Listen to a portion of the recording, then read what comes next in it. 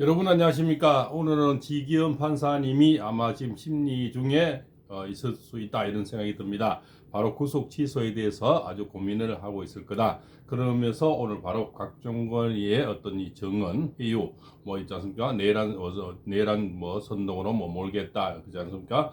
내란범으로 몰겠다 이러는 협박, 이것이 오늘 하루 종일 어떤 뉴스가 될 것 같습니다. 물론 좌파 쪽에서는 이런 걸 잘 틀어주지를 않겠죠. 그렇지 않습니까? 그쪽 방송들은 자기들이 불리한 거는 전혀 틀어주질 않고 있습니다. 지금 대통령 지지율도 안 나오죠. 정당 지지율도 안 나오죠.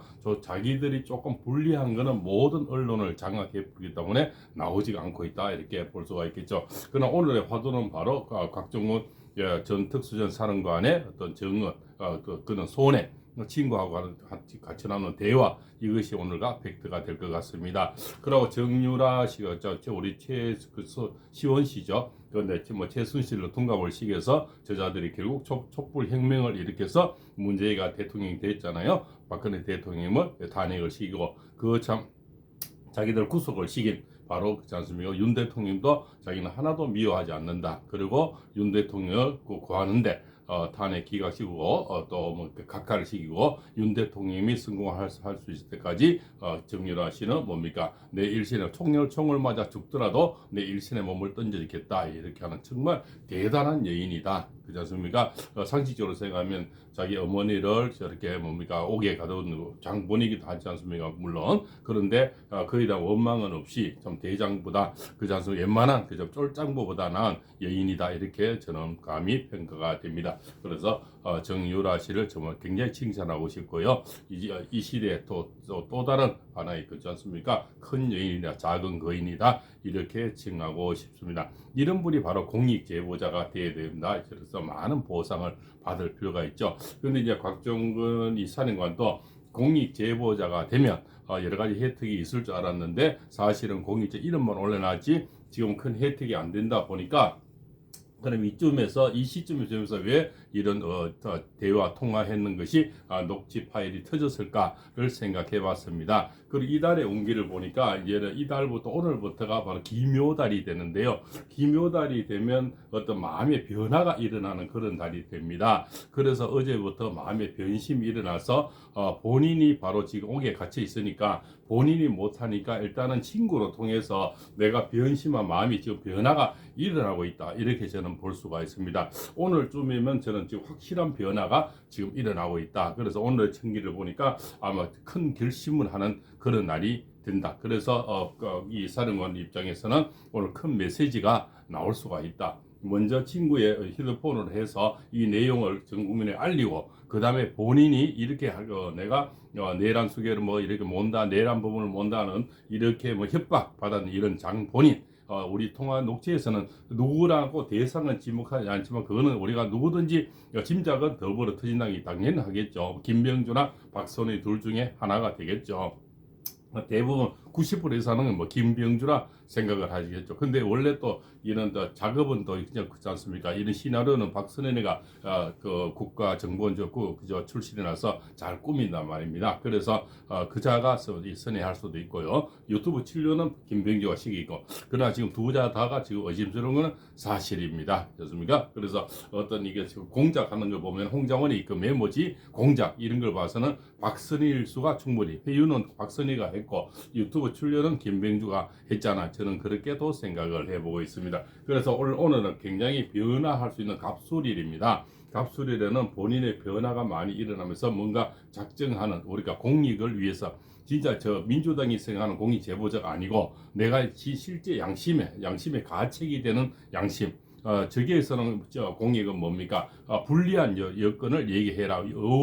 국회의원을 끌어내라. 뭐 이렇게 해서 말 바꾸기를 만들어서 그런 공익 제보자를 만들려고 했는 거고요. 그거는 네가 내란 법을 우리가 만들 수가 있으니까 협박질해서 만든 거고, 이것은 내 마음에 있는 오히려 진짜 양심 선언이 나올 수가 있다. 저는 또 그렇게 생각합니다. 그래서 친구로 통해서 먼저 이 휴대폰을 녹취를 세상에 알렸다. 이렇게 저는 생각도 해보고 있습니다. 그래서 이 특수인 전 사람과는 지금 신경의 변화가 많이 일어나고 있다. 사실은 공익제보자 뭐 이름을 올려줬다 하지만 실제로 혜택은 전혀 뭐 받은 것도 없고 앞으로도 미래는 굉장히 불투명하니까 차라리 내가 있는 그대로 이 신경을 그렇지 않습니까? 국가의 어떤 그렇지 않습니까? 내 양심을 그대로 안 잃는 게 사실 이것이 진짜 양심선에 나오는 거죠. 내가 하지 않았는 거, 또 내가 듣지 않았는 걸 나는 들은 적이 없고 오히려 누구에게 회유당해서 이렇게 마음이 변화가 왔다까지도 나올 수가 있다. 저는 그렇게 생각이 됩니다. 그것이 바로 오늘부터가 기묘달이 되는데요. 기묘달에 마음의 변화가 일어나는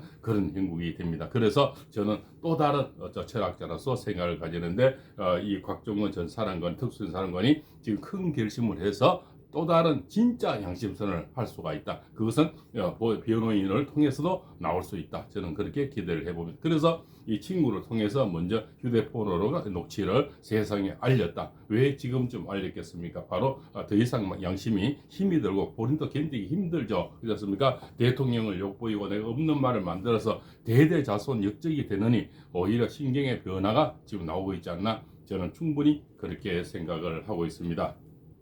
그래서 그 어떤 신경의 변화를 직접 못 들으신 분들을 위해서 다시 한번 들려드리겠습니다.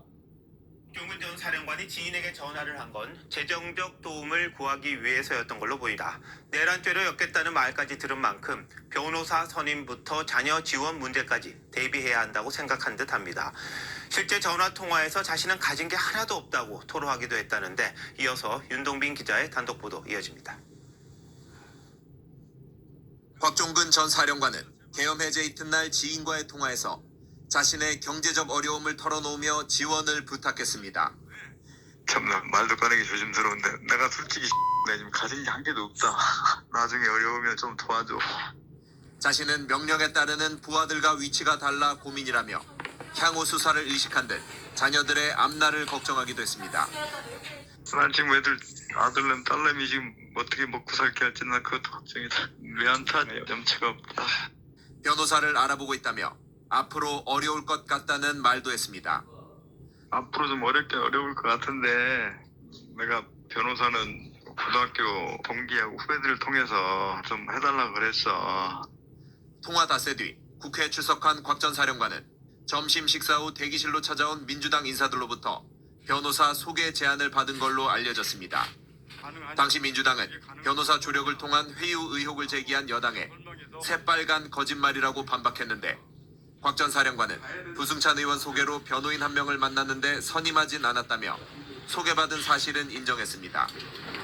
곽 전 사령관의 한 동기생은 대출 이자를 비롯한 재정적 압박이 컸던 상황은 맞다며 변호사 소개 제안도 곽 전 사령관에겐 의미가 달랐을 것이라고 했습니다. 현재 곽 전 사령관의 사건 변호는 김현태 707 특임단장의 변호인이 돕고 있습니다. TV조선 윤동빈입니다. 그러니까 이렇게 기록적으로 회유가 돼서 내란죄로 모르겠다 이런 회를 엄청난 그저 군인으로서는 그 겁박이 됐을 겁니다. 그다음 연금 문제도 걸려 있고요. 또 내란죄라는 것은 자 그런 설명은 분명히 했겠죠. 무기징역이나 사형 이렇게 큰 형벌이 되기 때문에 곽정근 사령관에게는 자식 걱정, 돈 걱정, 지금 대출 이자도 많이 나가야 되고 또 좀 학자금 애들 그냥 공부 시기는 여러 가지 얼마나 가정으로서 겁나고 힘들었겠습니까? 그리고 이분의 어떤 운명을 보니까 굉장히 마음이 심약한 사람입니다. 심약한 사람들은 겁박을 주면 굉장히 뭡니까?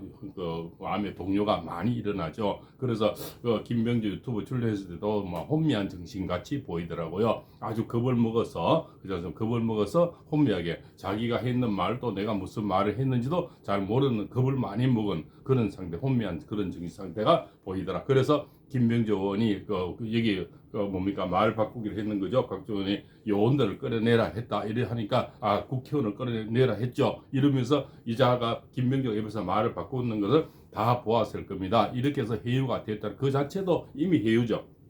내가 했는 말을 김병조가 다시 말하면서 이렇게 했죠 하면서 하는 그 자체가 이미 회유라는 거죠. 거기서 이미 증거가 나왔는 거죠. 그래서 그 전에 보이지 않는 그 유튜브가 보이지 않는 곳에서는 얼마나 큰 많은 회유가 됐겠습니까? 그 친구하고 대화 보면은 하루 왼종일 아마 시달렸다는 이런 어떤 어딩이죠. 어딩이 그렇고 결국 내 말을 아무도 안 들어준다 하는 거는 뭐 접촉한 친구들은 어차피 민주당 의원들이니까 내 말을 안 들어준다는 거는 우리가 정당하게 그냥 군인은 뭐 명령에 충실했다 이런 얘기를 하니까 안 먹힌다는 거죠. 안 들어준다는 거죠.